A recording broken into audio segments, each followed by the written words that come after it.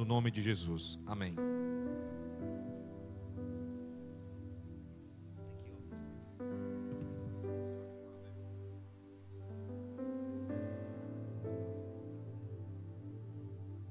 Queridos irmãos, a paz do Senhor Jesus. Feliz Dia dos Pais para todos os pais aqui presentes. Quero louvar a Deus pela oportunidade de estar com vocês nessa manhã. Eu quero começar pedindo perdão se por acaso eu tossi muito, tá bom, gente?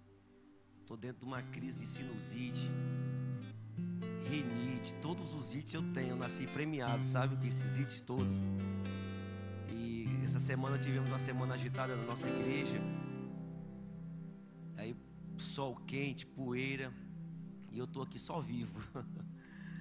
Mas estou alegre por estar para servir ao Senhor Jesus com vocês. Então vai chegar um momento, se eu começar a tossir, que eu não vou nem pedir mais licença, porque vai ser natural, tá bom? Eu espero que o Senhor ponha a mão aqui no meu pulmão, tá bom? Não é gripe não, não se preocupe, nem Covid, é só a minha sinusite, quando dá certo, quando ela pega e vai para as cordas vocais e mexe com a alergia de uma forma geral com o meu pulmão. Eu já conheço ela bem, sabe? Queridos, eu queria que você abrisse a Bíblia comigo no segundo livro do profeta Samuel, capítulo de número 15. Eu queria que, se eu puder, nessa manhã, prender a sua mente para o que vai ser dito aqui. Se eu tivesse esse poder, eu prenderia. Porque o que nós vamos nessa manhã meditar pode ser profundamente libertador para muitos pais, ao mesmo tempo que vai nos ajudar nesses dias que são tão maus, tão ruins, principalmente para quem tem filhos e quem ama esses filhos e deseja que esses filhos sirvam ao Senhor. Então eu queria desafiar você a vencer o seu sono, o seu cansaço e tentar pegar o máximo do que vai ser dito aqui nessa manhã. Amém, queridos? Segundo livro do profeta Samuel, capítulo 15, versículo 1 em diante.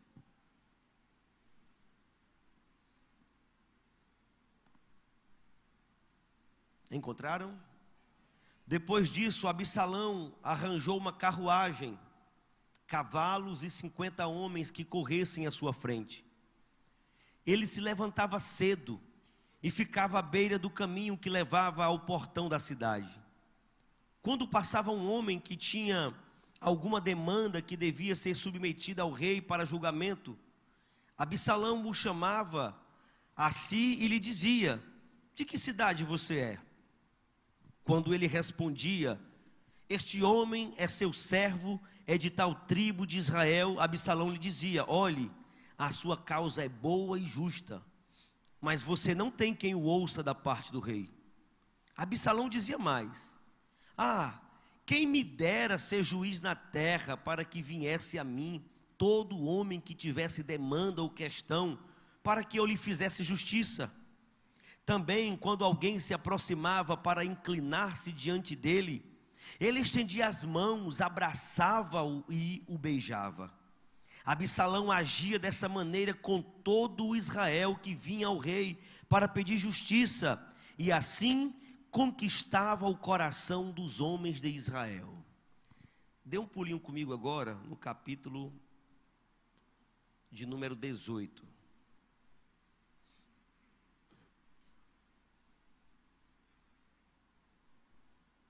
Versículos 28 em diante. Nós não temos como ler o que nós iremos falar nessa manhã, porque tudo que iremos falar está baseado nos capítulos 13 ao capítulo 18 de 2 Samuel. Então, você pode marcar para depois você dar uma conferida e estudar um pouco mais, do capítulo 13 ao capítulo 18. Então, por isso que eu estou pegando só duas imagens do texto para a gente trabalhar. Versículo 28 do capítulo 18. Aí mais gritou e disse ao rei: paz. Inclinou-se diante do rei com rosto e terra e disse: bendito seja o Senhor seu Deus, que nos entregou os homens que levantaram a mão contra o rei meu senhor. Então o rei perguntou: vai bem o jovem Absalão? Aí mais respondeu: Vi um grande alvoroço quando Joabe enviou esse seu servo ao rei, porém não sei o que era. O rei disse: fique ali ao lado e espere. E ele ficou ao lado e esperou. Então o etíope chegou e disse: boas notícias para o rei, meu senhor. Hoje o Senhor Deus livrou o rei das mãos de todos os que se levantaram contra ele. Então o rei perguntou ao etíope: vai bem o jovem Absalão? O etíope respondeu: que aquilo que aconteceu com aquele jovem aconteça com os inimigos do rei, meu senhor, e todos que se levantam contra ele. Então o rei, profundamente comovido, subiu à sala que estava por cima do portão e chorou. E andando dizia: meu filho Absalão, meu filho Absalão, quem me dera que eu tivesse morrido em seu lugar. Absalão, meu filho. Senhor, nós queremos ouvir tua voz nessa manhã. Abrimos nosso coração diante do Senhor e pedimos que o teu Espírito Santo nos guie, buscando esse entendimento e essas verdades. Vivemos dias tão terríveis, ó Pai, aqui na terra, mas nós não queremos entregar nossas famílias ao mundo. Nós não queremos ver nossos filhos sucumbirem espiritualmente. Nós queremos, ó Pai amado, que toda a nossa família te sirva com alegria. Por isso que nós te pedimos que o Senhor fale profundamente ao nosso coração nesta manhã. Eu te peço apenas pela voz que vai falar, eu te peço pelos ouvidos que ouvirão, Senhor. Unge esses ouvidos, capacita esses ouvidos, ó Pai, para que entendam tudo aquilo que da tua parte precisa ser entendido para esta manhã, no nome de Jesus Cristo. Amém. O que você pensa sobre um filho que tenta roubar o lugar do pai? Quais são as definições que você daria a um filho que tenta matar o próprio pai? Como é que você trataria esse filho, sabendo que ele tenta tomar os negócios do pai? Se durante a morte desse filho, esse pai chorasse e lamentasse, qual seria a sua imagem sobre esse filho? Porque você vê um filho tentando tomar o lugar do pai, tentando destruir o pai, tentando matar o pai, e o pai chorando a morte dele. Era para o pai chorar a morte desse filho? É natural um filho ter ódio do pai? É natural um filho tentar destruir a vida do pai? Eu queria que você parasse para pensar um pouco com relação a isso, porque eu queria apresentar para vocês alguns problemas da paternidade. E o que eu vou falar para a paternidade também serve para a maternidade da mesma forma. Nós todos os dias estamos criando culturas, estamos construindo hábitos, estamos construindo culturas em nossos lares. A maneira como nossos filhos reagirão ao mundo está sendo construído dentro dos nossos lares agora. Na maneira como tratamos, como cuidamos desses filhos. É preciso então que nós entendamos que existe um projeto de Deus para que esses filhos se tornem homens e mulheres no futuro, bem direcionados, encaminhados para essa vida, e que tudo que eles precisem para que os propósitos de Deus se cumpram neles, sejam recebidos dentro do lar. Então toda vez que um pai, que um homem, que uma mulher educam filhos, eles estão criando uma cultura nova.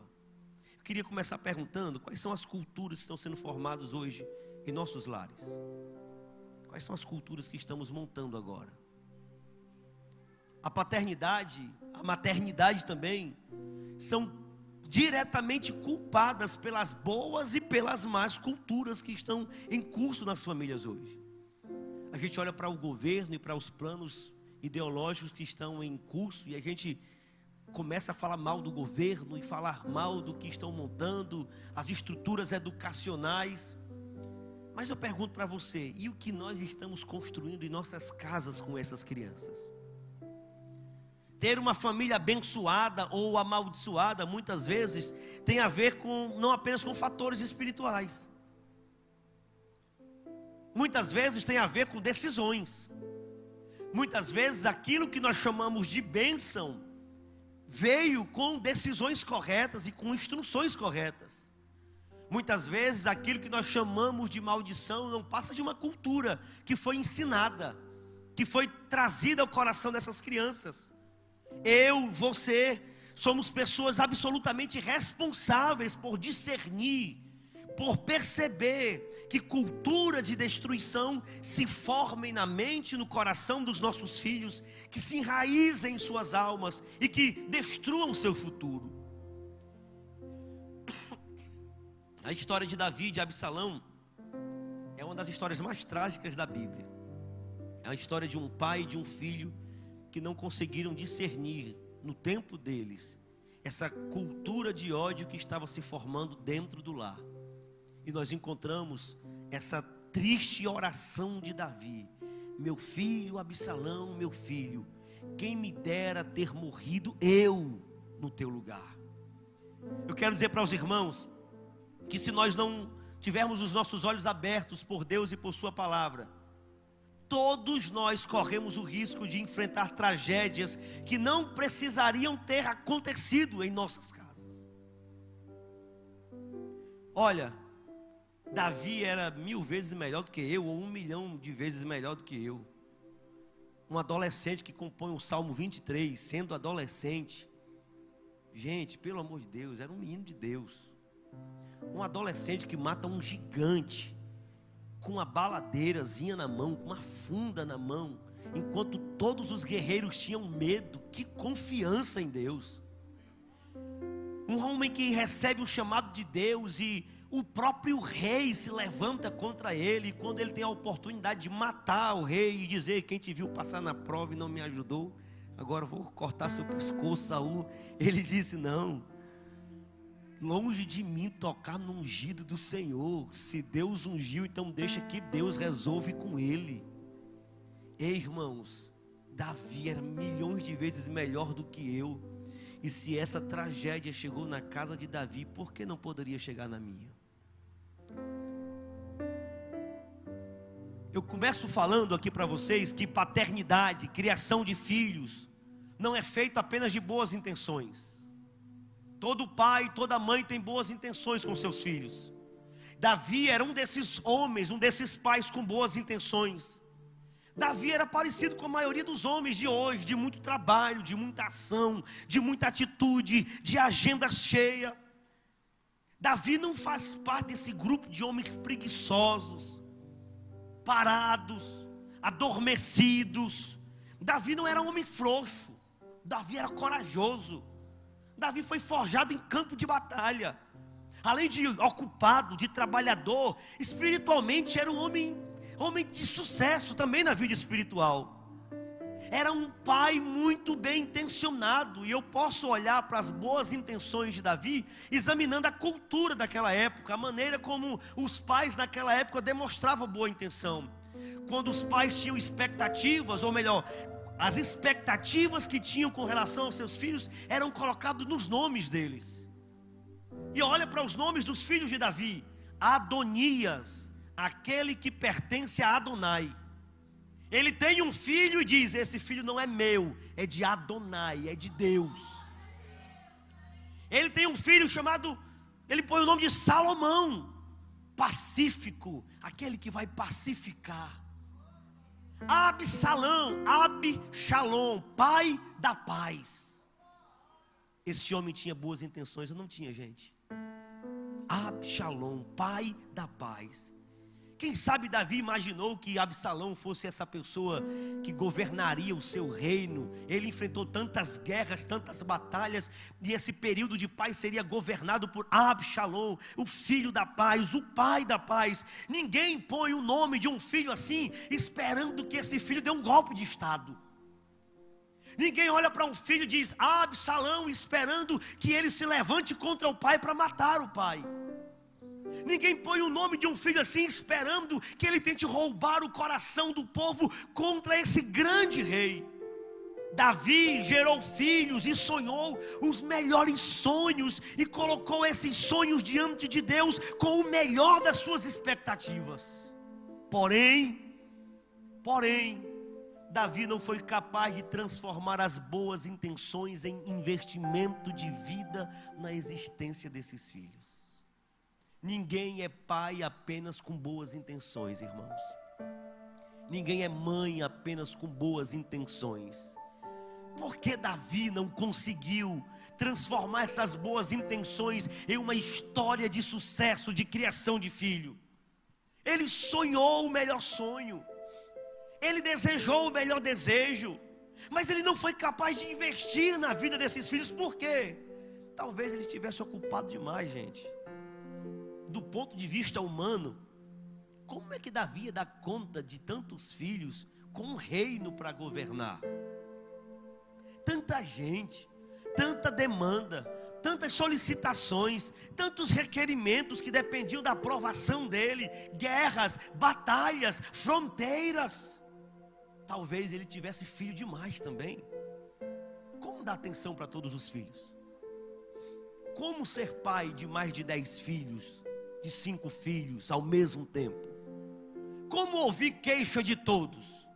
Como brincar com todos? Ninguém consegue ser pai para 50 filhos, irmãos, nem para 30. Meu pai foi o 19º. O 19º. Dá para dizer que meu avô foi pai do meu pai? Meu pai perdeu o pai dele aos 4 anos de idade, mas se tivesse avançado, daria para dizer que dá para cuidar de ser pai de 19 filhos. Talvez Davi não tenha investido tempo na vida dos seus filhos, porque talvez estivesse ausente demais. Talvez porque seus filhos só encontrassem o pai em ocasiões especiais, eventos importantes, porque talvez não houvesse vida, convívio, intimidade. Quem sabe Davi era aquela figura, o rei. O filho respeita, o filho bate continência, o filho entende, é o homem de Deus, é o guerreiro, é o rei, é o administrador, é o pai, mas é o pai apenas pai, não o pai que pega o filho no colo, não o pai que senta o filho no colo, não o pai que brinca com o filho, não o pai que tem intimidade com o filho. E eu paro aqui um pouquinho e digo para vocês nessa manhã, digo para mim também. Não adianta você ter sonhos que tem, nem apenas fazer as orações que faz. Não adianta apenas guardar e juntar dinheiro para que os seus filhos tenham o que você nunca conseguiu ter, se você não conseguir investir a sua vida na vida dos seus filhos. Absalão tinha dinheiro, Absalão tinha castelo, Absalão tinha prestígio, Absalão era bonito. A Bíblia nos diz no capítulo 14, versículo 25, que ele era o homem mais bonito daquela geração.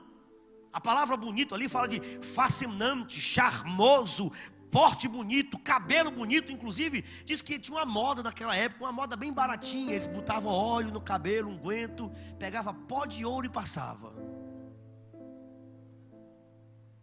Absalão, quando cortava o cabelo era caro. Imaginou ele andando assim, o sol pegando assim nos cabelos, que começava a brilhar com pó de ouro.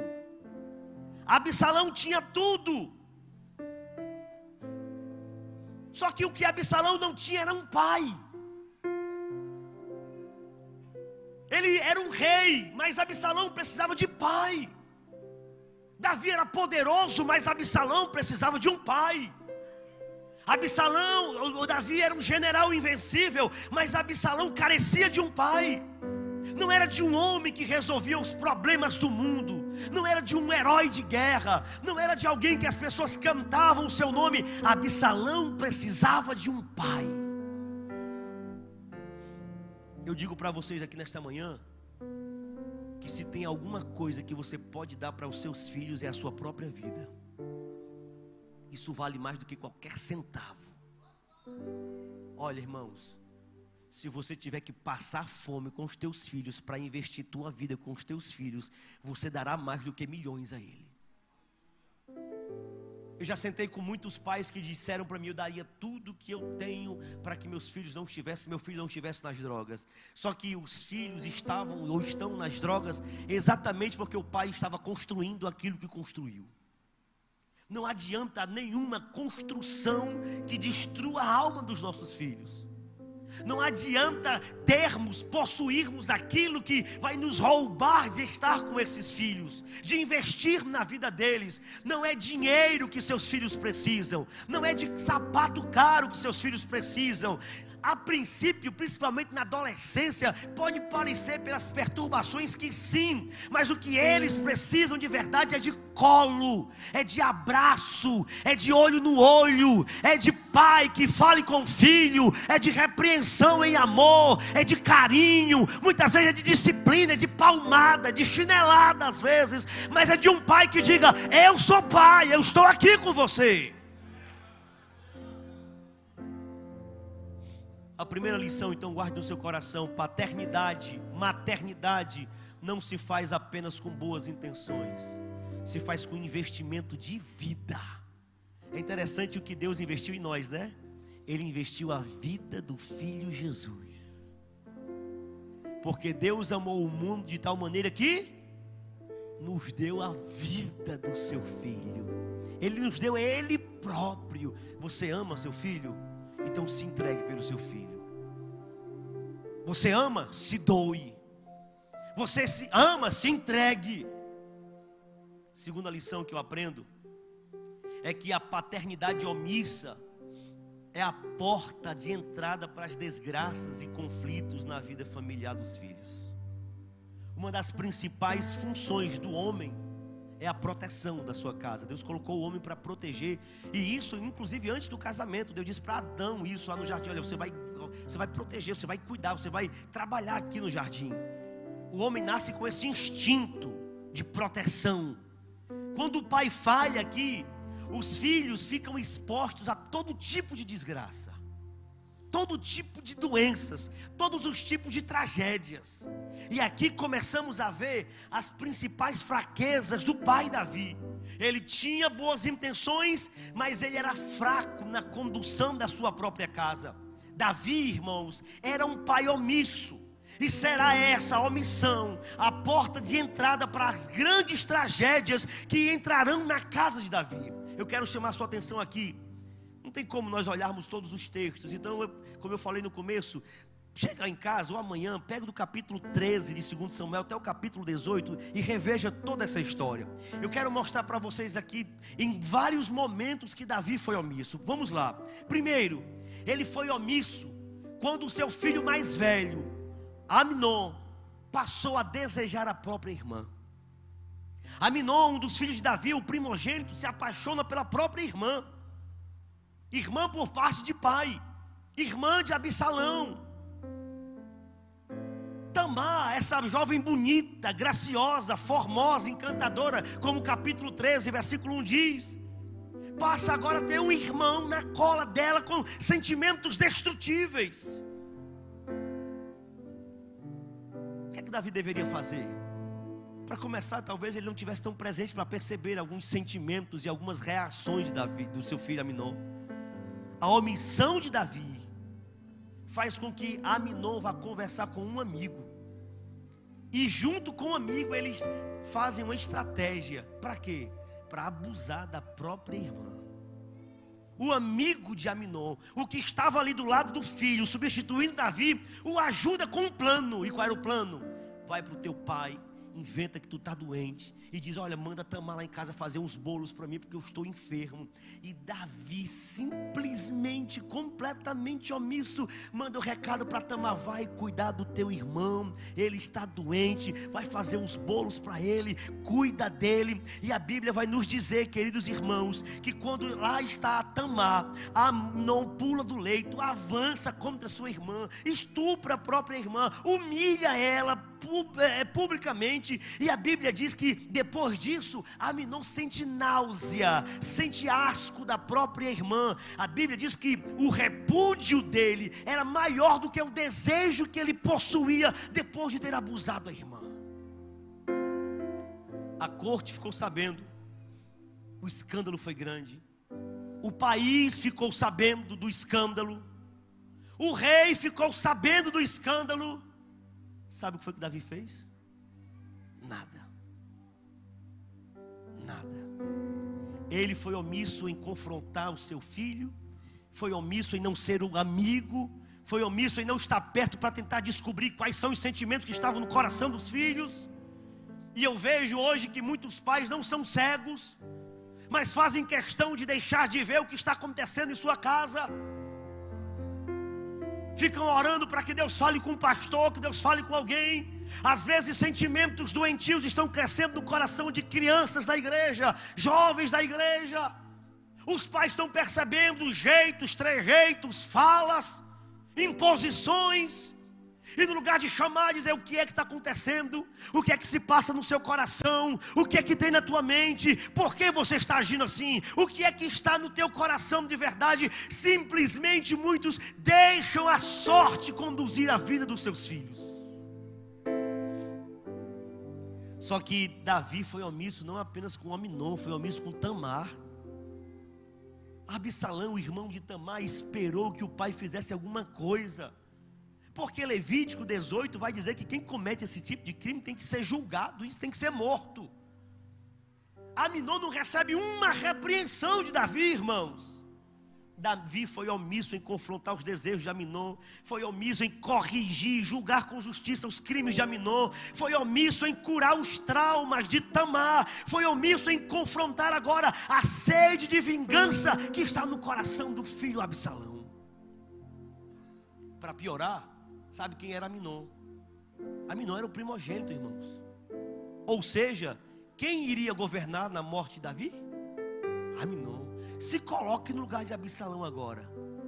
Já imaginou tua irmã estuprada e o futuro rei é o estuprador? Será que a nossa mente já está pensando agora, estava com tanta raiva de Absalão, né? Como é que esse menino se levanta contra Davi, como é que ele tenta tomar o reino do seu pai? Percebe que as coisas não acontecem por acaso, irmãos? Absalão fica magoado. Magoado é uma palavra bonitinha para ódio, né, gente? Absalão, vendo a irmã sozinha, no capítulo 13, diz que ele chama Tamar e leva para a casa dele. Por que é que Absalão leva Tamar para casa?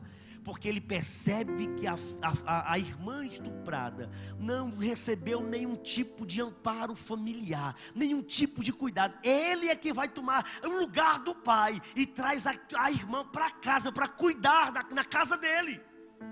A irmã morou com ele por 2 anos. Durante esses 2 anos, Absalão esperou um beijo do pai, um abraço do pai, um confronto do pai. Traga a Tamar aqui, eu quero saber como é que está o coração dela. E durante 2 anos, Davi não fez absolutamente nada. O coração de Absalão só aumenta de ódio e desejo de vingança. Todo o reino sabia que Absalão queria matar Aminon. Vocês acham que Davi não sabia? Davi era homem de guerra. Davi era à frente da sua época. Só que ele era omisso. Não tem, irmãos, não tem justificativas para pais enxergarem problemas e simplesmente se omitirem em resolver esses problemas. Depois de 2 anos, Absalão não aguentou mais esperar. O diabo encheu o coração dele de mais ódio. E ele passou a planejar a morte do seu irmão. E aí tinha uma festa chamada da festa da tosquia. Absalão procura o seu pai e diz: eu queria que o senhor permitisse que meu irmão Aminon fosse caçar comigo no campo. Eu pergunto para você, se você fosse Davi, você deixava? Você não consegue perceber maldade aqui em Absalão? Pai, deixa meu irmão Aminon caçar comigo, vai ser a festa da tosquia, eu queria que ele caçasse comigo. Davi sabia que havia algo de muito maligno em tudo aquilo. Só que no lugar de Davi dizer assim: vem cá, Absalão, meu filho, olha, desculpe, eu errei até aqui agora, mas vamos resolver aqui o problema. Olha, não perca a tua vida, não suje tuas mãos de sangue, me ajude agora a confrontar seu irmão, sei lá, alguma coisa. Sabe o que Davi faz? Eu só permito se for com todos os teus irmãos. Leve os teus irmãos com você, aí ele pode ir. Absalão atende o pedido do pai, leva todos os irmãos para a festa. E quando chega lá, Absalão dá ordem para os seus servos. Quais são as ordens? Deixa Aminon beber, deixa ele beber. Quando ele estiver embriagado, que não oferecer resistência, aí a gente mata ele. E assim foi feito. Na casa de Davi, havia acontecido um estupro e agora acontece um assassinato. Para Aminon, se o rei, seu pai, não lhe havia feito nada com relação ao incidente ocorrido com Tamar, quem seria Absalão para fazer? É por isso que Aminon não tem regras. É por isso que Aminon não está nem aí. Ele simplesmente vai. Agora, vamos pensar nesse embriagado, desse homem mau chamado Aminon. Vamos pensar um pouco nele. Esses conselhos chegaram no coração de Aminon aonde? Será que essas maldades, essas tentações, esses pecados não podem chegar no coração dos nossos filhos? Para que existem os pais se não é para confrontar esses pecados, os desejos, os sentimentos? Mas Davi estava ocupado para cuidar de Aminon também. Aminon se deixa levar pela força da embriaguez, a companhia dos amigos, se lança no desejo de satisfazer os desejos do seu coração.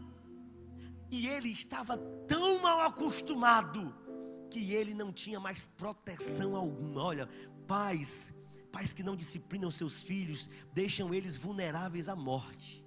Aminon foi bebê, irmãos. Porque se Davi, que é rei, não fez, quem é Absalão para fazer? Aminon não tinha resistência.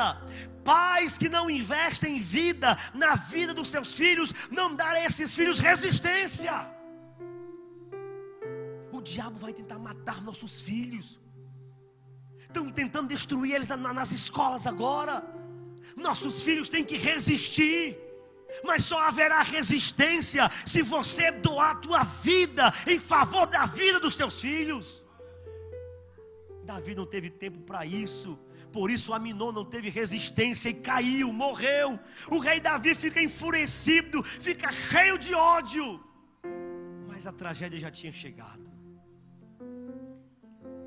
Davi não aprendeu com essas omissões, ele continuou sendo o pai omisso. Porque Absalão foge e vai morar na casa do avô dele chamado Talmai. Talmai, o avô de Absalão, era um rei vizinho ao reino dele, que não gostava muito de Davi, porque geralmente esses reis casam suas princesas com os reis, para que as princesas ocupem lugares de destaque na corte. A mãe de Absalão não tinha destaque nenhum. Talmai então não gostava muito de Davi por conta disso. E agora olha que oportunidade. Quem era o rei? Aminon. Terceiro filho, Absalão. O segundo era tão importante que a gente não ouve nem falar dele. Talvez tivesse até morrido aqui antes. Tudo indica que o futuro rei de Israel era quem? Absalão. Talmai recebe agora na sua casa aquele seu neto, sangue, que pode ser o próximo rei. Enquanto Talmai prepara Absalão, Davi continua omisso. Davi não chama Absalão para conversar, não confronta Absalão, não corrige, não disciplina. O crime de assassinato não é cobrado. Absalão manda depois de 3 anos um recado através de Joabe para o seu pai dizendo assim não dá, diga meu pai que eu quero vê-lo. 3 anos, irmãos. 3 anos depois que Absalão sujou suas mãos de sangue, e Davi não fez absolutamente nada. Aliás, Davi fez de conta que estava caçando Absalão. Só fez de conta. Se ele quisesse achar Absalão, teria achado. Depois de 3 anos, Davi, sendo aconselhado por Joabe, manda chamar Absalão de volta para Jerusalém. Absalão vai morar a 2 quilômetros de distância do palácio. Absalão e Davi passam a ser vizinhos. Só que, olha, 3 anos na casa do avô, vem morar a 2 quilômetros de distância da casa do pai. Fica 2 anos morando vizinho ao pai, sem ver o pai. Absalão manda tocar fogo nas terras. Olha, irmãos, olha o desespero de um filho que precisa de um pai. Manda tocar fogo nas terras. Tudo isso para chamar a atenção de Davi. Sabe o que acontece? Depois de 2 anos, Absalão chega para Joabe e diz para Joabe: diga meu pai que me mate, mas que me veja. Diga meu pai que me mate, mas que me veja. Davi manda chamar Absalão. Todo mundo esperava o quê? Confronto, correção. Todo mundo esperava que Davi exercesse a sua função de pai. Olha, gente, um estupro, uma morte, ódio, amargura. Davi vai ser pai agora. Sabe o que é que Davi faz? Se aproxime, meu filho, dá um beijo no filho e manda o filho sair. Irmãos, um estupro, uma morte, ódio, amargura, crise, e Davi pensa que pode resolver tudo com um simples beijo. Eu vejo pela sexta vez agora Davi se omitindo em confrontar os filhos olho no olho. De olhar para Absalão olho no olho e dizer: filho, que é isso que eu estou vendo? Ou para Aminon: filho, que é isso, filho? Você está sentindo atração pela sua irmã? Como isso cresceu em você? Por onde você caminhou? Como é que você está então entregue à bebida, Aminon? Ou Absalão: por que tanto ódio? O que é isso? Ódio, amargura. Você quer matar seu irmão? Irmãos, Davi não consegue oportunizar nenhum tipo de diálogo, nenhuma confrontação. Há pais e mães que têm medo de encarar o filho, o problema. Não porque não veja, mas porque tem medo de confrontar com a verdade. Olha, irmãos, deixa eu falar uma coisa para vocês. Depois que Adão e Eva pecaram, a raça humana está passível de qualquer tipo de tragédias, doenças, problemas, distúrbios, transtornos, desejos. Quais são os desejos que estão no coração dos seus filhos? O que é que se passa na mente deles? Sabiam que tem pais que os filhos se revelam homossexuais? Eles mandam para outro estado, outro país, porque às vezes tem uma função numa igreja e não querem que o povo saiba, e tem vergonha de tratar o problema, de encarar o problema, e prefere que o filho seja jogado em outro país, em outro lugar. A gente fala muito a questão da homossexualidade, essas coisas, mas pense em outros problemas. Crianças com desejo de morte, de matar, psicopatia, tantos outros problemas. Eu pergunto, isso não pode acontecer na casa de crente, não?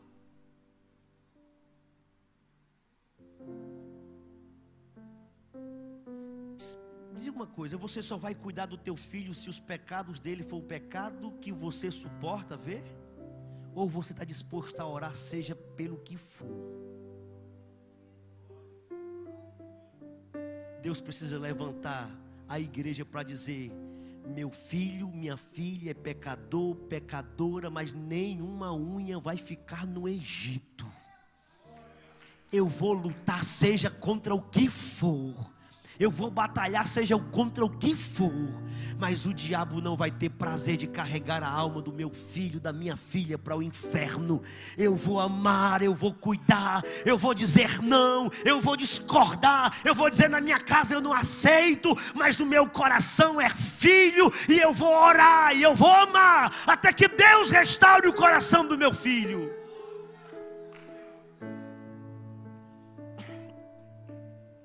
Eu não tenho receitas para a solução de problemas familiares, irmãos, mas eu garanto para vocês: omissão não vai resolver, se esconder não vai resolver, fingir que não existe não vai resolver, fazer de conta que não é real não vai resolver.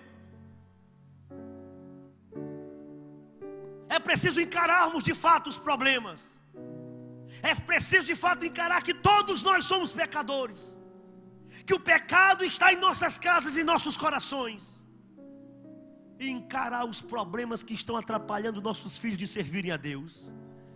Ainda que você não saiba como agir, ainda que você não tenha as receitas, eu digo para você: abra os seus braços e chore com seu filho. Dobre os joelhos por seu filho e ore por ele e com ele. Diga que você se preocupa, diga que você ama, diga que você não vai se omitir, que jamais você vai se afastar dele. Confronta o seu coração do seu filho, mas não abra mão dele. Davi vencia gigantes, mas não sabia confrontar o filho olho no olho. Davi vencia os soldados mais bravos daquela região, ele pegava de frente. Por que Davi não confrontava os filhos olho no olho? Talvez cansaço, né, gente? Aqueles casos de Davi também poderia ter gerado culpa nele. Cansaço, culpa. Como é que eu vou confrontar Aminon com desejo se eu me deixei levar pelo desejo com Batseba? Como é que eu vou confrontar Absalão com desejo de morte se eu matei, não foi nem um Aminon, foi um Urias, e de forma covarde e cruel? Eu não consigo entender como é que um homem como ele não consegue olhar nos olhos dos filhos, a não ser que no fundo do ser de Davi houvesse muita culpa de verdade. Possivelmente o diabo em seus ouvidos dizia: Davi, você não tem autoridade. Davi, você está manchado. Davi, você é um hipócrita. Davi, você não pode confrontar. E quem sabe Davi caiu na lábia de Satanás e permitiu que sua família fosse destruída. Há pessoas que, como você, como eu, entregaram suas vidas a Jesus. Algumas foram mais fundas no pecado do que outras. Algumas carregaram cargas pesadas de pecado. Alguns na igreja já cometeram alguns deslizes, adultério, mentira, pecados, amantes, não sei. Não sei se tem algum caso aqui assim. Mas eu quero dizer para você aqui nessa manhã, em nome de Jesus, seja qual for o pecado que você, pai ou mãe, já cometeu, o sangue de Jesus já te purificou de todos os teus pecados. Nossos pecados estão no mar do esquecimento. Nem Deus quer saber deles. Ele jogou lá, olha que coisa poderosa. O Deus que sabe tudo deixa de saber aquilo que sabendo sabe contra nós. Então sabendo contra nós, Ele decide que não quer saber, porque se souber, Ele sabe, e esse saber nos destrói. Então Ele, sabendo de tudo, diz: não quero saber. No mar do esquecimento, para que você tenha liberdade, para que você tenha cura, para que você saiba que o amor de Deus purifica você de todo o teu pecado. Não permita que os teus pecados, que os teus erros, que o teu passado seja um obstáculo entre você e seus filhos. Pelo contrário, sente com seus filhos e diga: olha, é por estar lá que eu digo para você não vá. É por ter bebido que eu digo não beba. É por ter caído que eu digo não caia. É por ter me afundado que eu digo não se afunde. Meu irmão, não entregue a tua família a Satanás. Não abra mão da tua família. Não importa o que aconteceu na tua história. Saia daqui como guerreiro, como uma guerreira, para lutar pela tua casa.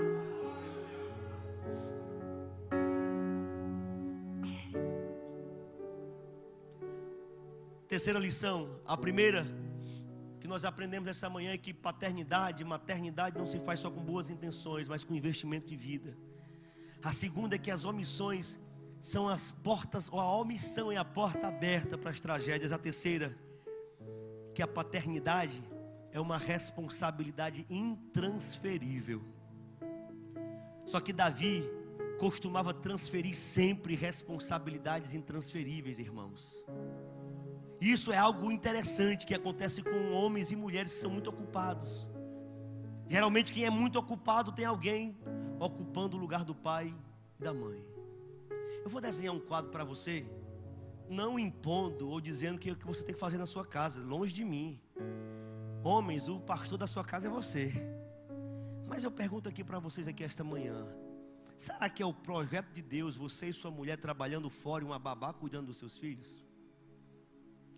Quem vai prestar contas com Deus por essa criança? É você, sua esposa ou a babá?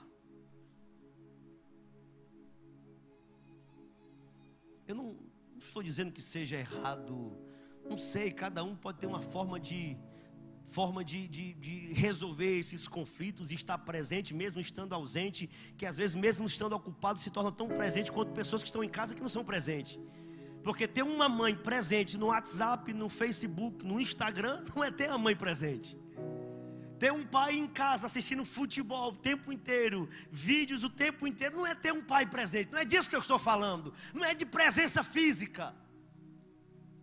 Talvez um homem, uma mulher trabalhe muito e ao mesmo tempo consigam, usando a tecnologia que temos, estar tão presente na alma dos seus filhos. Mas eu quero exatamente chocar você com essa pergunta. E aí?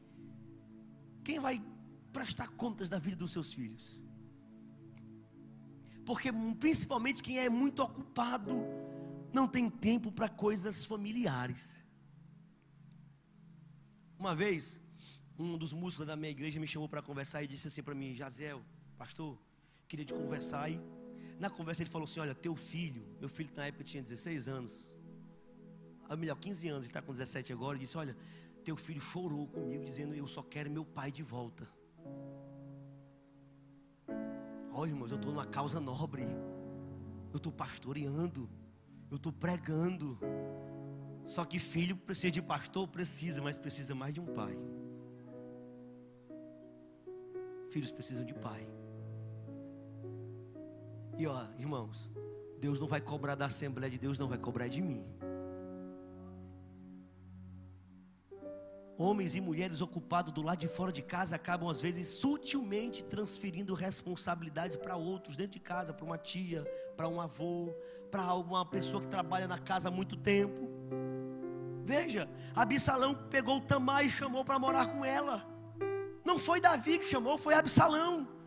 A irmã morou com ele por 2 anos, durante os quais ela esperou o beijo do pai, o conforto do pai. O pai que diz: olha, eu não te protegi, mas eu vou lhe afagar.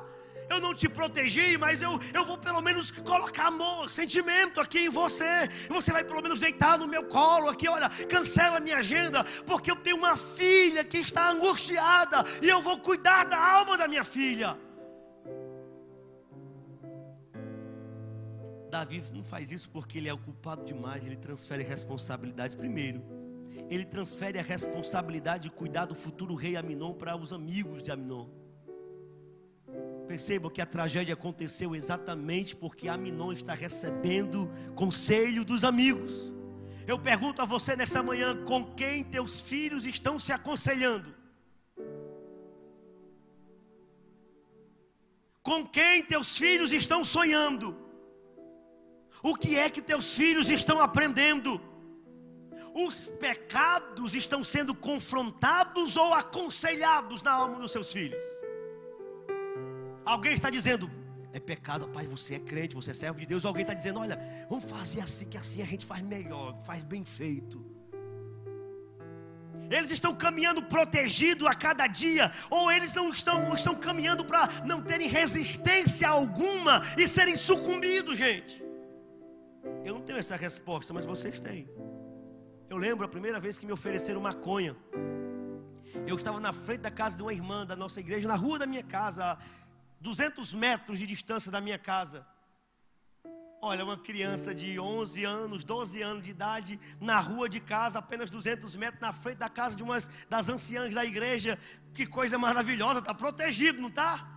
Pois sentado no banquinho, de frente da casa da irmã, o vizinho senta do meu lado, puxa um cigarro e começa a fumar e diz: olha, está vendo isso aqui, Jaziel? Isso aqui, quando eu fumo, umas bolinhas sobem para o meu cérebro. Eu vou trabalhar, ficar a noite toda acordado. Isso aqui é maravilhoso. Maconha, dá um tragozinho aí. Eu estava protegido, gente. O pai mais protetor não consegue proteger o seu filho de tudo. É por isso que nós temos que dar armas para os filhos lutarem. Sabe por que eu disse não para a maconha naquela tarde? É porque eu sabia que era pecado, porque meu pai já tinha falado a respeito de pecado e eu não queria ofender a Deus. Naquele momento eu nem pensei no pastor Aloysio, naquele momento eu só pensei em Deus. Não, quero isso para a minha vida. Não, não quero isso, não quero. Quantas propostas nossos filhos não estão recebendo? Eu, quando era novo, eu me achava bonito, sabe, gente? Eu penso que era. E eu recebi tantas propostas. Tantas propostas. Meu pai não tinha dinheiro para me dar. Proposta para ter isso, ter aquilo, isso e aquilo. Mulher rica, homossexuais o tempo inteiro assediando. E eu tinha proteção. tinha armas dentro de mim que me fazia entender que eu tinha que lutar contra aquilo, ou não aceitar, ao ponto de que aquilo não ofereceu nem resistência à minha alma. Só que Davi transfere a responsabilidade de cuidar do seu filho para os seus amigos. Eu digo para você, meu irmão, não transfira essa responsabilidade. Treine esse guerreiro, treine essa guerreira, para que lutem, para que enfrentem os desafios, para que somem com você espiritualmente, em nome de Jesus. Para piorar agora, eu fui tentado fora da minha casa, né? Quando era criança, com maconha e tantas outras coisas. Agora não, é na televisãozinha da casa, no celular, no tablet. Meu filho tem 12 anos, ele não tem celular. Não tem. E eu tenho tido vontade de falar com ele, estou cogitando dar um a ele, para poder falar com ele em alguns momentos, mas estou pensando muito. Mesmo assim ele não está protegido, porque tem um computador e tem a televisão. E tem meu celular que ele pega. Eu também não vou abrir todas as portas para o cão, gente. O que eu puder segurar, eu vou segurar. Crianças de 3, 4 anos, que se mandam, que têm acesso a tudo que o celular permite, que vão aonde o celular dá liberdade para ir. Tantas crianças com transtorno, com ansiedade, com tantos problemas, e nós não estamos enxergando como essa tecnologia está destruindo a mente dessas crianças. Agora mesmo os estudos estão dizendo que até 2 anos de idade as crianças não é para ficar exposto a absolutamente nada de tela. Vi um cientista dizendo que da mesma forma que hoje a minha geração olha para a geração de 70 e 80 e vê o pessoal fumando, dizendo, olha como eles eram loucos, eles fumavam, daqui a 20, 30 anos vão dizer, olha, eles eram loucos. Criança de 2 anos via televisão, celular e tablet. Tamanho os malefícios que vêm. Não transfira essa responsabilidade de proteger, de cuidar do seu filho, de andar com ele. Davi transferiu, em segundo lugar, a responsabilidade de cuidar da sexualidade da sua filha. Ele tinha que proteger a sexualidade da sua filha. Só que vejam só, olha a loucura, gente. Por estar ocupado demais, o lobo vai pedir a ele para poder tragar a ovelhinha dele. Mas ele não percebe, irmãos. Às vezes tem um lobo na nossa casa, na nossa rua. Não deixe teu filho sentar no colo de ninguém em igreja, irmão. Não permita sua filha dormir na casa dos outros. Não brinque com isso. O maior número dos abusos acontece com pessoas da própria família. Não está escrito na testa quem é abusador, quem é pedófilo, quem é doente, quem é sádico. Pai, eu estou doente, manda Tamar fazer uns bolos para mim. Irmãos, Davi entregou de bandeja a Tamar na mão do lobo.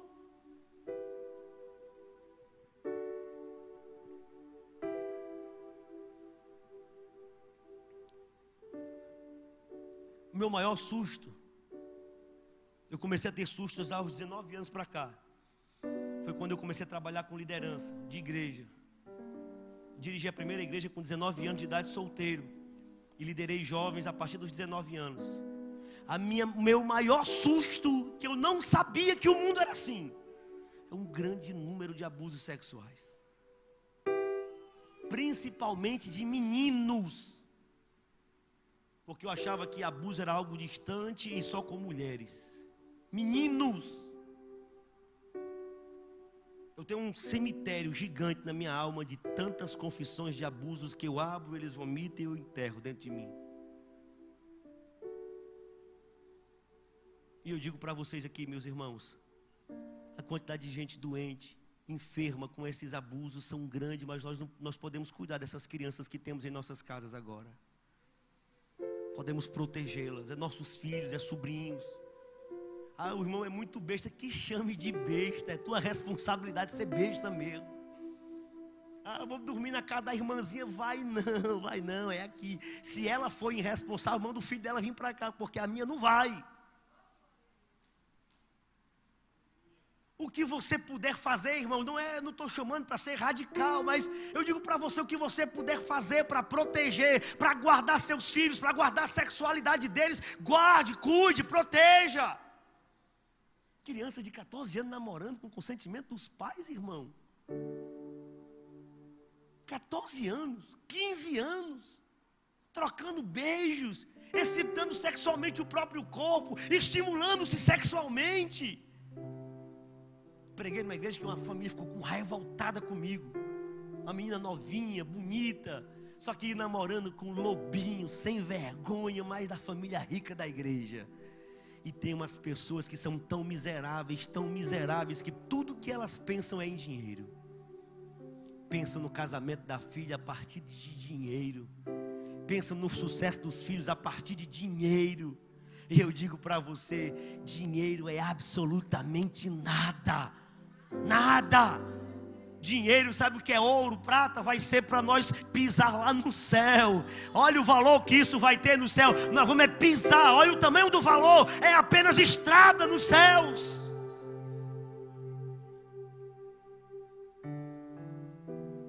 Vocês todos aqui adultos, casados, já namoraram. Você sabe como é que o corpo reage a um beijo, como é que o corpo reage a um abraço, principalmente de 14, 15, 16 anos, os hormônios tudo desviado, irmãos. Você sabe ou não sabe? Aí você vai dizer para o seu filho, isso é coisa de criança. Eu não digo isso para o meu, eu digo, olha, é coisa de pecador. Isso é coisa de pecador. Controle. Quero meu filho namorando com as meninas da igreja, não, irmãos. Brincando com elas, quero não. São minhas irmãs em Cristo. Não é porque é meu filho, quem tem suas cabritinhas, seguro que o meu bode está solto. Pois teu bode vai para o inferno. E o curral inteiro. Porque talvez seja essa cultura de bode mesmo que haja na sua casa. Cultura de crente é de ovelha. Eu olho para a filha do irmão como pertencente à minha família. É minha família. São meus irmãos de fé. Amigo meu, quando vê meu filho errando, me chama e me diz. Seja o que for. Eu ainda digo para o meu filho que é para assombrar mesmo. Olha, eu monitoro você o tempo todo. Eu sei de tudo. Sei por onde vai. De vez em quando eu sei que ele está fazendo alguma coisa assim de boa, de ruim. Eu digo, você está em tal lugar. Como é que o pai sabe? Tem minhas fontes. Olha, estou de olho. Eu digo para os meus irmãos da minha igreja, tem um cara de crente besta que diz, só fala o meu filho, só fala da minha filha. Deixa de ser besta, irmão. Se meu filho está fazendo alguma coisa de errado, quem tem que saber sou eu mesmo. E meu amigo não vai falar na esquina não, vai na minha casa, vai dizer, olha pastor, teu filho, como eu sei que são pecadores, eu já sei, irmão, eu sei. São pecadores, eu também sou pecador. Então eu digo, minha irmã, obrigado. Obrigado, deixa o resto comigo agora. Aí se for oração é oração, se for conselho é conselho, se for lapada é lapada. Na unção do Espírito Santo ainda. A igreja precisa se irmandar ao ponto de cuidarmos um dos outros dessa forma, irmãos. Isso é igreja, isso é ser igreja. Nossas crianças às vezes se entregando à prostituição tão cedo, tão jovem, porque nós não temos coragem de levar a sério essa batalha, dessa luta de santidade, de santificação. Davi transfere a responsabilidade e deixa a filha na mão de um lobo. Davi, em terceiro lugar, transferiu a responsabilidade de apaziguar o desejo de vingança que existia no coração de Absalão para os filhos. Pai, eu quero levar meu irmão para caçar. Não, vá com seus irmãos. Ou seja, quem sabe alguém fala com ele, quem sabe fazem as pazes, quem sabe se resolve, e desse quem sabe Absalão mata o seu irmão. Davi usava os filhos como escudo, irmãos. Em quarto lugar, Davi transfere a responsabilidade do tratamento da alma de Absalão para o sogro. O sogro que queria uma parte mais importante do reino. Absalão fica 3 anos lá e não melhora em nada. Em quinto lugar, Davi transfere a responsabilidade de trazer o filho de volta para casa para um assessor. Quem vai buscar Absalão é Joabe. Porque ele não é pai de ir lá e dizer, meu filho, olha, vamos resolver agora, volte para casa. Agora, curioso, irônico, é que o homem que vai buscar Absalão é o mesmo que mata Absalão depois. Às vezes nós colocamos alguém como assessor entre nós e nossos filhos, e às vezes é o assassino da alma dos nossos filhos. Para quem é que você está transferindo a responsabilidade de administrar a alma do seu filho, meu irmão? Para um avô? Para um assessor? Para os filhos mais velhos? Para uma empregada? Para a escola? Para a escola dominical? Eu quero dizer o seguinte: o filho, a filha é teu, é tua. A alma deles vai ser cobrada por Deus, de você.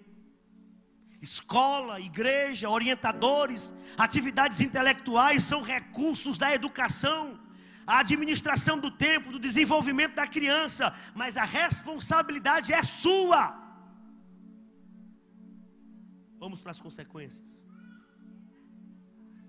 As consequências de uma cultura de criação de filho bem intencionado, mas omissa e que transfere responsabilidades. Sabe qual é? Ódio. Ódio. Eu estou falando aqui de Davi o tempo todo, mas eu não tiro aqui a responsabilidade de Absalão ter permitido que o ódio plantasse o seu coração. Depois de tudo isso, a casa de Davi está cheia de ódio. Satanás conseguiu gestar no coração de Absalão algo destruidor. E, irmãos, não existe algo mais destruidor do que ódio. Vamos lá, primeiro surgiu no coração de Absalão ódio do pai, por causa de Tamar. Como é que eu vejo esse ódio? Absalão tem um filho, uma filha. Sabe qual é o nome da filha que ele dá? Tamar. Tamar quer dizer palmeirinha. Ele está colocando o nome de Tamar porque ele está dizendo o seguinte: meu pai teve uma Tamar e não cuidou. Eu tenho uma Tamar, eu quero ver quem é que vai botar a mão na minha Tamar. Está revelando o ódio do pai por não ter protegido sua irmã.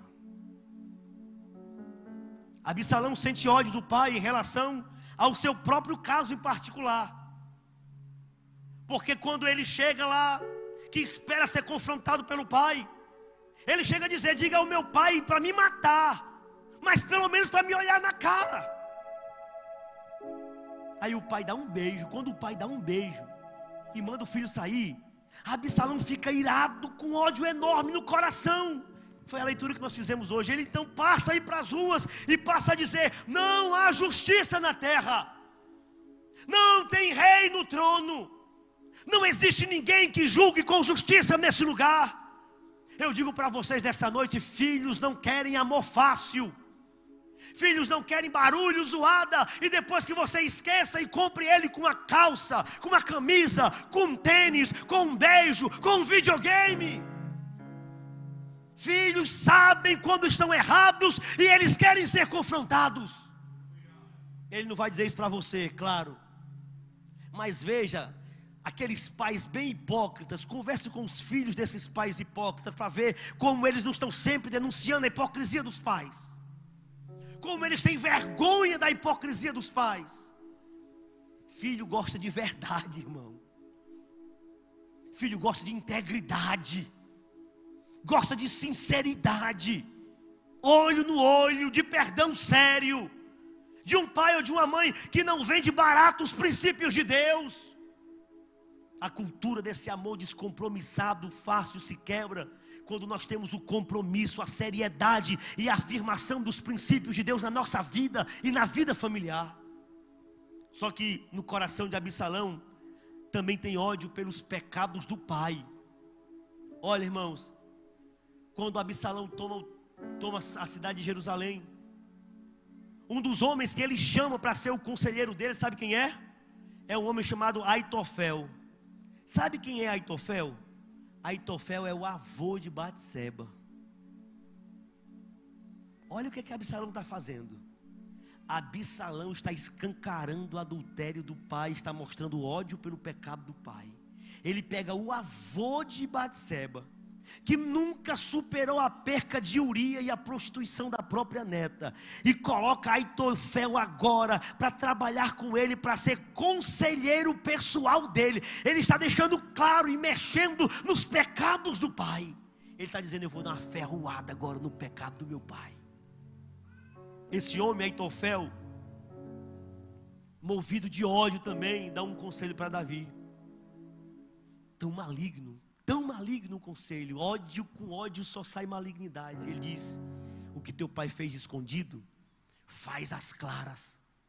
Pega as mulheres do teu pai, arma uma tenda, possui sexualmente todas elas, para que toda a cidade veja. Sabe o que Aitofel está fazendo? Está trabalhando para que não haja mais reconciliação entre pai e filho, para que ódio termine na morte de um ou de outro. Aitofel seria vingado, seja na morte de Absalão ou na morte de Davi. Queridos, não brinque com o mundo. O que o mundo quer é que a tua família se quebre ao ponto de não haver mais conserto. O mundo quer quebrar a tua família para que não haja mais conserto. Aitofel, como conselheiro, pretendia anular qualquer possibilidade de reconciliação. Olha, irmãos, o que o diabo está fazendo. Só ódio crescendo no coração desses homens. Pecados jogados na cara, erros jogados na cara, tensão. E o diabo usa isso para tirar a autoridade e evitar o confronto ao pecado. Que maldição terrível.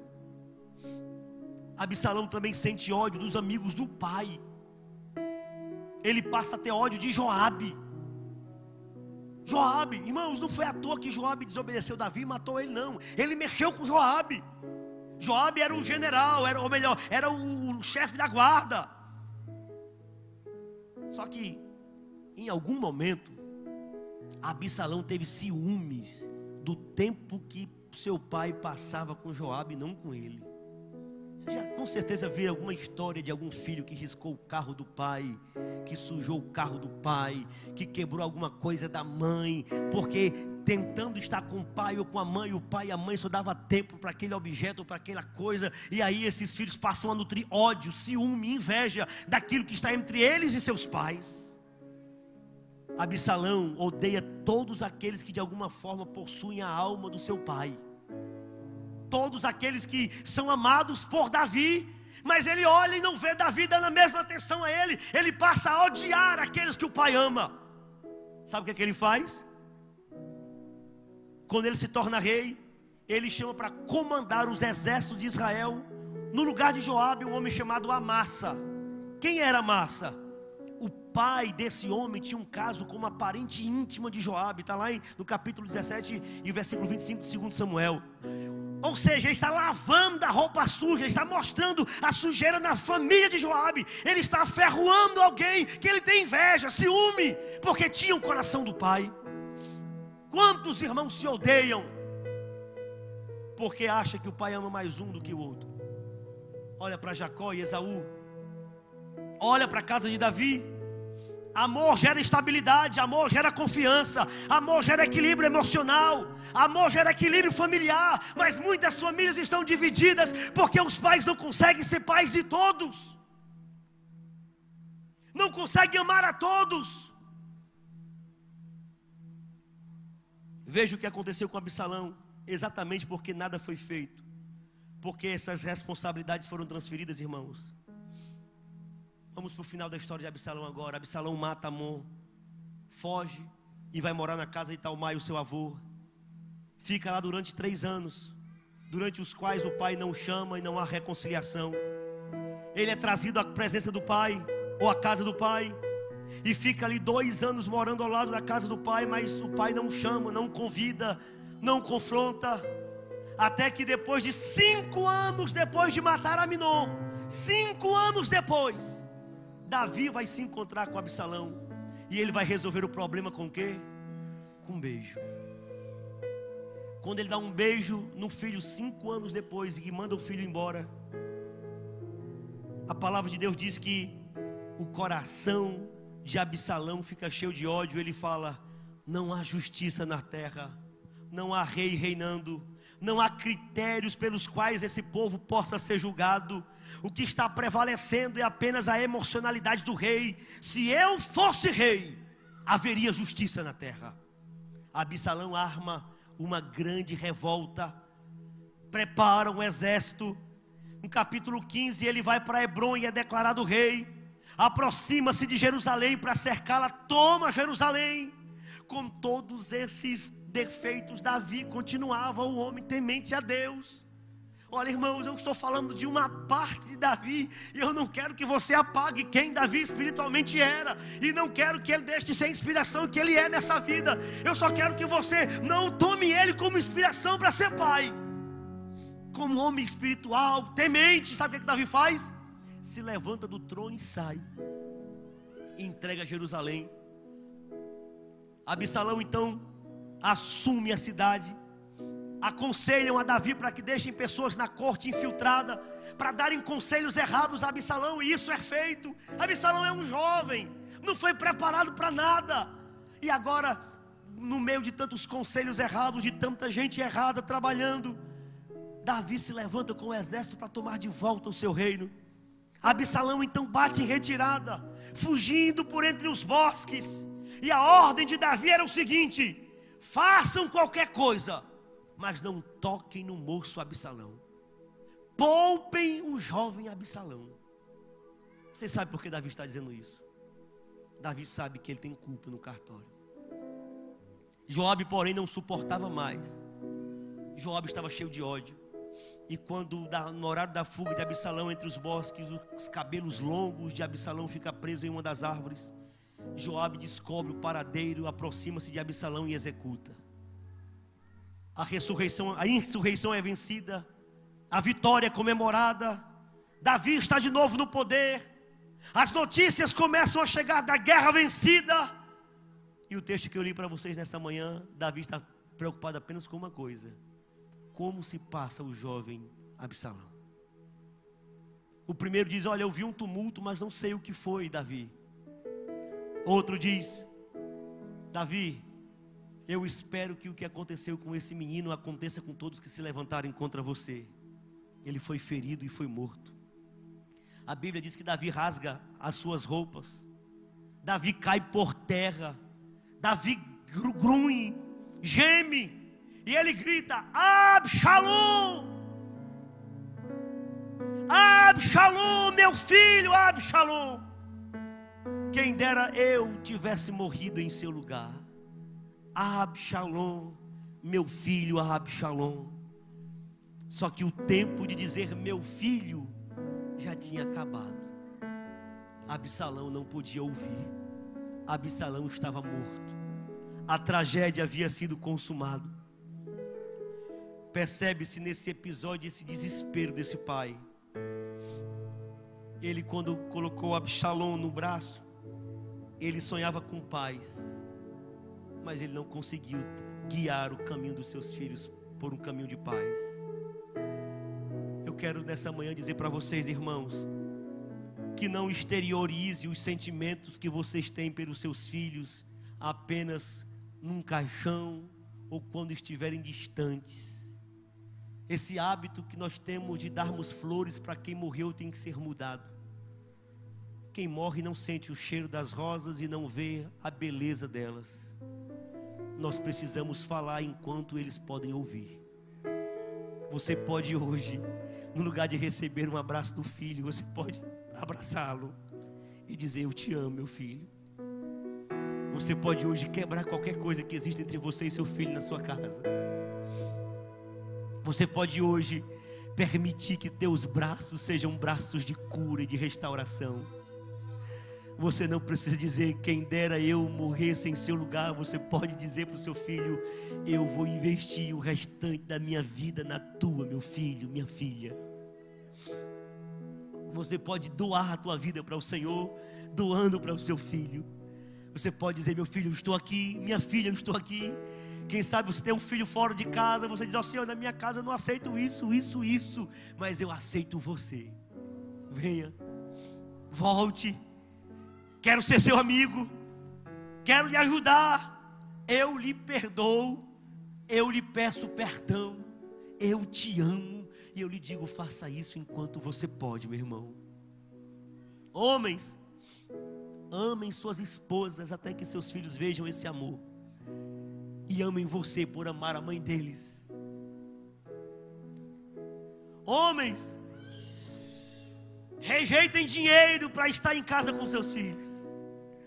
Você já imaginou o seu filho sabendo que você não vai pegar aquele trabalho porque Não dá para passear longe, mas dá para ficar o final de semana assando 2 pés de galinha numa churrasqueirazinha. Não dá para comer a picanha, mas dá para lá no quintal fazer uma brincadeira, e você decidiu ganhar menos naquele final de semana porque você queria ganhar mais estando com eles. Esse Davi aqui, pai, não é alguém que eu quero imitar. Eu não quero. Ele tem um coração segundo o coração de Deus. Ele é um homem de Deus, mas ele não conseguiu transformar a intimidade com Deus em um processo de restauração e cura na sua casa. Eu digo para vocês, nós já temos Davi para servir de vacina. Pega a tua comunhão com Deus e transforma em instrumento de transformação da sua casa e da sua família. A tragédia de Davi nos ensina algumas lições práticas. Nós vamos encerrar aqui agora. Primeira lição: invista a sua vida na vida dos seus parentes, dos seus filhos, da sua esposa, do seu marido. Invista a tua vida, esteja junto. É muito bom para quem tem dinheiro pagar para alguém ir. Eu aprendi isso com um rapaz que me ajudou a fazer um retiro uma vez. Eu com um grupo de muitos dependentes químicos na igreja, e eu fui pedir ajuda para fazer um retiro, com medo deles irem para o carnaval e se perderem. E aí um homem paralítico, milionário, disse: eu vou lhe ajudar, pastor. E ele disse: eu vou fazer a feira com você. Eu disse: meu irmão, tu tem tanta empresa, tanta coisa, não precisa. Ele disse: hoje botar a mão no bolso para mim é fácil. Eu não quero botar a mão no bolso, eu quero dar a minha vida, eu quero ir junto, eu quero dar meu tempo, eu quero me gastar junto. Nunca esqueci isso. É esse tipo de coisa que os nossos filhos precisam ouvir de nós. Estar junto, brincar junto. Invista a sua vida na vida deles, invista tempo neles, não abandone eles. Segundo lugar, não transfira responsabilidade, não transfira. Abrace seus filhos e saiba que você é o responsável por ele. Terceira lição: não minimize o poder da amargura. Não diga: isso é coisa de filhos, isso é coisa de crianças, isso é coisa de jovens. Não minimize a amargura. Tem amargura, lute para arrancar isso do coração da sua família. Não permita que esses sentimentos se enraizem na sua casa. Não brinque com amargura, não brinque com ódio. Quarta lição: levem a sério e tratem cuidadosamente os sentimentos perniciosos. Tem alguma coisa errada com teu filho? Ele chegou com coisas erradas em casa, ele está falando de uma forma estranha, ele está agindo de maneira estranha, tem alguma coisa que não está bem. Trate, sente, converse, faça ele confessar. Confesse teus pecados a ele, confesse aquelas coisas que você vive caindo, que você não tem controle, para ele entender que ele é só um pecador que precisa de Jesus, e que talvez ele vai ter que passar a vida inteira lutando contra algo, mas que ele tem um pai e uma mãe que vai ajudá-lo até o dia que Jesus chamá-lo ou transformar a vida dele. Quinta lição: não reaja aos filhos apenas emocionalmente. Não seja aquele pai e aquela mãe que permite tudo, aí quando está irado, quando está com raiva, aí quebra as coisas, aí grita, aí fala alto. Se vai corrigir, corrija sempre. Não é só quando está te incomodando. Não faça como Davi, que fica com raiva, manda prender Absalão. Aí 5 anos depois quer resolver com um beijo. Filhos odeiam pais emocionais, porque são capazes apenas de gritaria, espancamento, brutalidade, mas não agem baseado nos princípios da justiça, da verdade, da coerência, da integridade. Eu sou a favor da palmada sim, do cinturão ungido. Sou, quando é feito com razão, quando se dói mais no pai do que no filho. Sou completamente contra quando se faz baseado em emoção, porque é espancamento, é violência. Não se aprende nada com espancamento, se aprende com correção. Sexto lugar: não fuja dos seus pecados que você já cometeu. Aprenda a tratá-los. Trate com sua própria família. Confesse com seus filhos. Diga o que Jesus fez na sua vida. Fale de como Jesus te mudou. Sétimo: Eu quero falar para os filhos agora. Filhos, os pais aqui são filhos ainda, tem uma plateia bem jovem ainda. Eu digo para vocês, filhos, tenham consciência de que vocês não estão fadados ou predestinados a produzirem os mesmos pecados que os pais de vocês produziram ou cometeram. Não é porque teu pai é assim que você vai ser assim, não. Não é porque na tua família foi errado que a tua casa vai ser errado, não. Você é a porta de transformação da tua família. O que tem de novo no céu vai entrar na tua família através de você. Não podemos pensar que por serem filhos de escorpião, eu preciso o tempo todo ferroar alguém. Jesus nos ensina a desferroar, a abrir mão do ferrão. Quem sabe teu pai foi muito amargo e você, não, a educação boa é do meu pai, porque eu, não. Deus nos chamou para sermos melhor. Meu pai com 18 anos de idade estava na rua, era mendigo. Meu pai perdeu o pai dele com 4 anos de idade. Eu não posso exigir dele que ele seja um pai para mim melhor do que eu possa ser eu tendo um pai dentro de casa a vida inteira. O processo de Deus é de transformação a partir da geração do seu povo. Você tem que ser uma mãe melhor que tua mãe. Você tem que ser um pai melhor do que o seu pai. Você tem que fazer que tua família cresça, evolua. Teus filhos precisam experimentar o que Deus fez a partir de você na sua família. Filhos, em segundo lugar, não atribuam ao tempo a cura para as feridas da alma. O tempo não cura nada. Vamos dar tempo ao tempo. Não dê tempo ao tempo. Tratem de buscar solução hoje. Deixe o Espírito Santo desenraizar as amarguras hoje. Permitam que o Espírito de Deus livre de todo ódio hoje, em nome de Jesus. Em último lugar, filhos, tome cuidado para não caírem na teia da amargura familiar. Seja contra os pais, seja contra irmãos, seja contra amigos. Hoje é o dia dos pais, mas eu queria desafiar você a buscar cura para a tua família de uma forma geral. Se não tem problema entre você e seus pais, eu pergunto com os teus irmãos como estão, e com os teus tios. O Senhor pode trazer paz para toda a tua família. O Senhor quer trazer paz para toda a tua casa. Você pode orar comigo agora?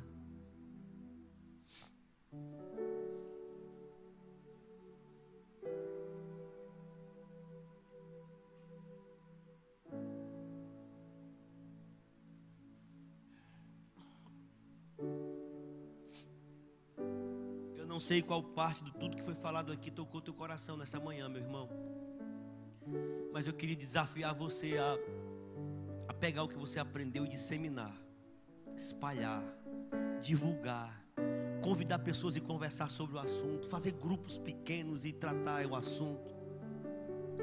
Uma cultura de perdão, de restauração, de amor, é o que o Senhor tem para nós.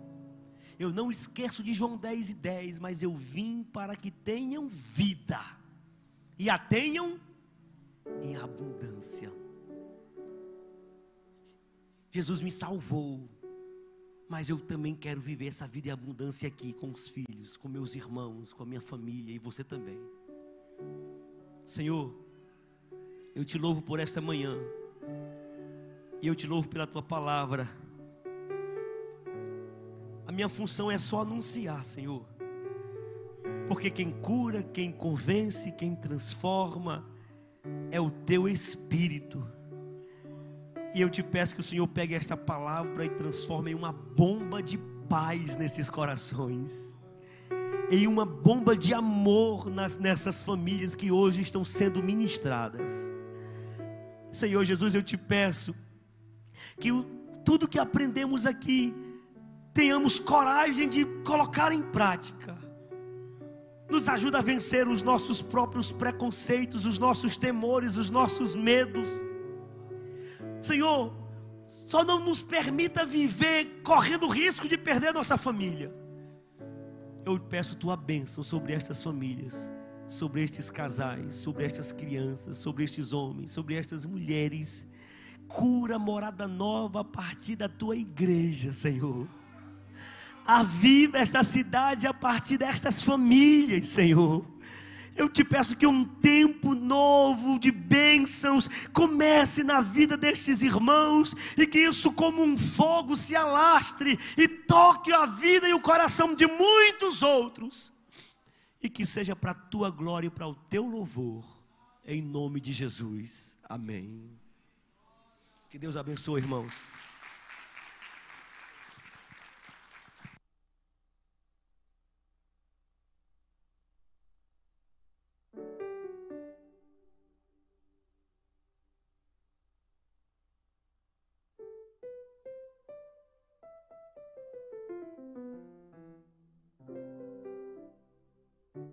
Meus irmãos, sente bem rapidinho, a gente já vai encerrar. Eu quero louvar a Deus mais uma vez pela vida do pastor Jaziel, pela sua vinda, pela palavra ministrada. E este foi o presente que o Ministério da Família, juntamente com o Ministério Infantil, na pessoa da irmã Andréia, da irmã Paloma, as suas famílias, decidimos trazer para os pais num dia tão especial. Às vezes lembrancinhas, presentes se vão, mas uma palavra dessa aos corações fica guardado e vai gerar vida, vai gerar transformação nos lares. E ficamos felizes com aqueles que chegaram aqui esta manhã.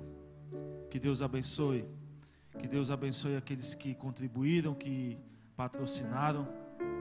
Eu gostaria de pedir ao Gabriel que colocasse aí na tela os nossos patrocinadores que nos abençoaram, nos ajudaram nesta manhã, e dizer que foi transmitido, irmãos, amém? Então você ainda pode compartilhar com familiares, colocar no grupo da família e dizer: que palavra abençoada.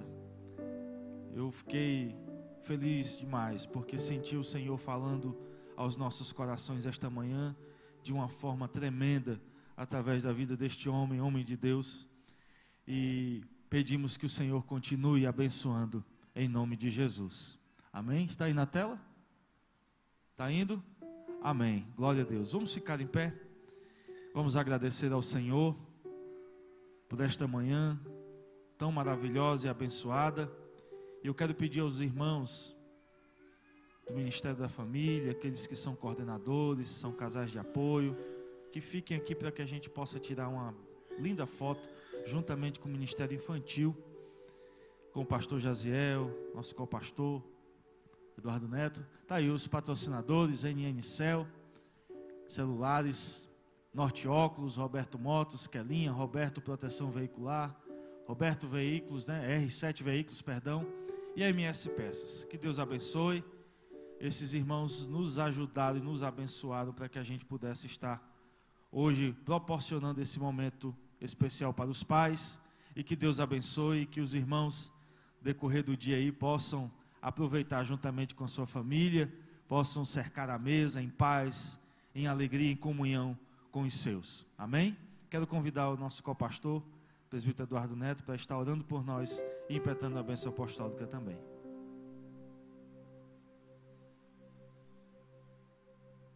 Meus irmãos, graças a Deus, a paz do Senhor, para aqueles que chegaram depois, palavra abençoada. E eu estava dizendo para o Ricardo, né? Tem coisas na mensagem, tem pontos que marcam, né? Eu até escrevi ali algumas coisas, e uma delas é que nós estão querendo matar os nossos filhos, né? Na escola.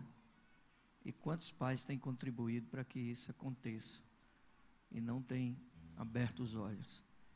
E um conselho aqui: às vezes nós somos tão machista, né, que não queremos que ninguém interfira na criação dos nossos filhos, e até um momento como esse a gente rejeita, né, porque achamos que somos super homens, super pai, e não precisamos aprender.